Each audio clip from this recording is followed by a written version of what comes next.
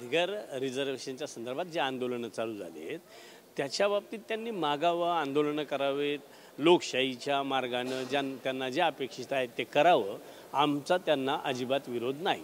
फक्त त्यांचा आग्रह जो आहे का आदिवासीतच रिझर्वेशन द्या. तर आम्ही आदिवासी आहोत, आम्हाला माहीत आहे का आम्हाला जे रिझर्वेशन आहे ते 45 जातींना आहे. 45 व्यतिरिक्त 46वी जात त्याच्यात येणं किंवा कोणी येऊन आम्हाला त्याच्यात घ्या तर हे काय बरोबर नाही असं आमचं मत आहे.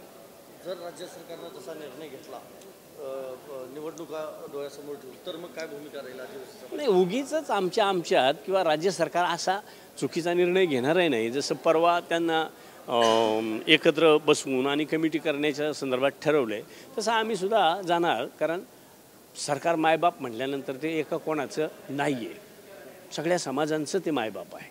मग आमचाही समाज म्हणून आम्हाला परवा मंगळवारी किंवा सोमवारी CM साहेबांची वेळ घेतो आणि आमचे विचार तिथं मांडतो का बाबा कोणाला किती रिझर्वेशन द्यायचं ते द्या, पण आम्हाला तिथं धक्का न लावता किंवा आमच्यात कोणाला नव्यानं न घेता रिझर्वेशन द्या.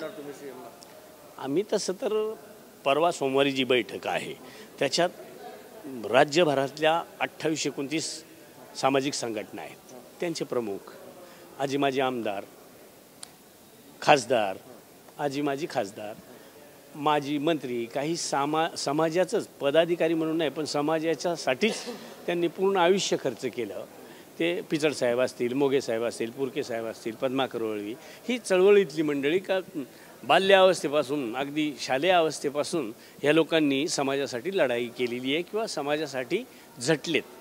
कायदेशीर असतील किंवा बैठकांच्या रूपानं असतील तर त्या अशी लोक सगळीच असतील. धन्यवाद.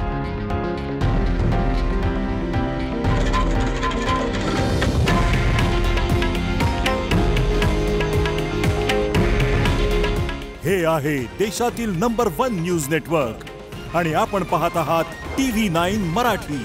काळजी तुमची, हित महाराष्ट्राचं.